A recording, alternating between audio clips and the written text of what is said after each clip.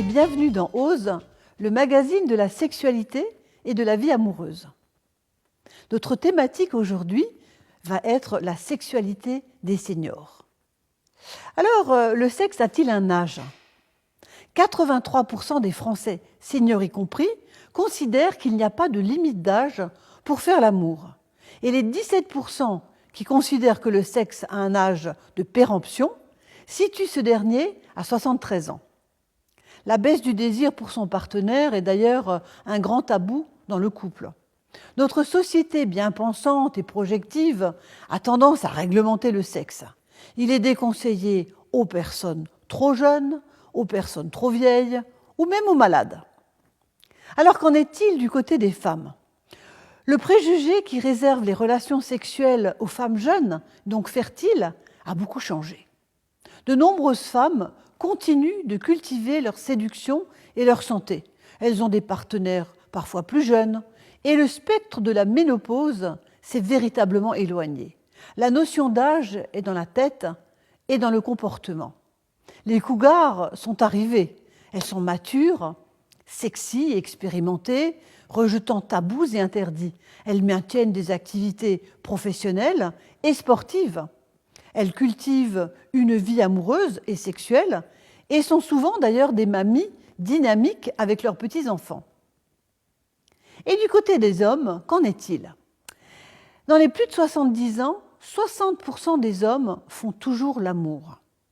Alors qu'est-ce qui a changé ? Contrairement à leurs grands-pères, voire à leurs pères, ils sont à présent capables de maintenir une véritable activité sexuelle pénétrante, grâce en partie au progrès de la pharmacologie.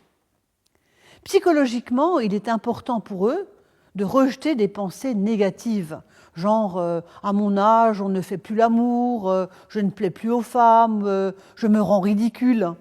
Car si la science aide à l'érection, elle ne peut pas remplacer le désir, la motivation et la confiance en soi. L'andropause, qui apparaît 10 ans après la ménopause des femmes, est une prise de conscience du vieillissement et de la perte de cette insouciance érectile. Elle peut engendrer des pannes, des troubles du désir, et la chute de la testostérone engendre une réduction du capital musculaire. Il est donc préférable de consulter un médecin ou un sexologue si toutes ces conséquences paraissent et vous semblent insurmontables et déprimantes. Qu'en est-il pour les couples ? Je dirais que tout dépend de l'âge du couple, mais également de son état amoureux et relationnel.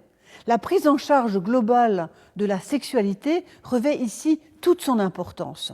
Prendre soin de soi, de sa santé, avoir une activité physique régulière, agréable, mais également éviter l'acte amoureux routinier, avoir du respect et de la considération pour son conjoint. Vous voyez, c'est tout un programme. Le sexe a finalement l'âge que nous lui attribuons et nous vivons la sexualité que nous méritons.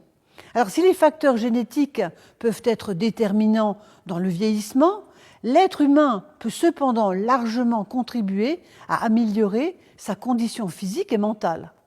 C'est le bien vieillir.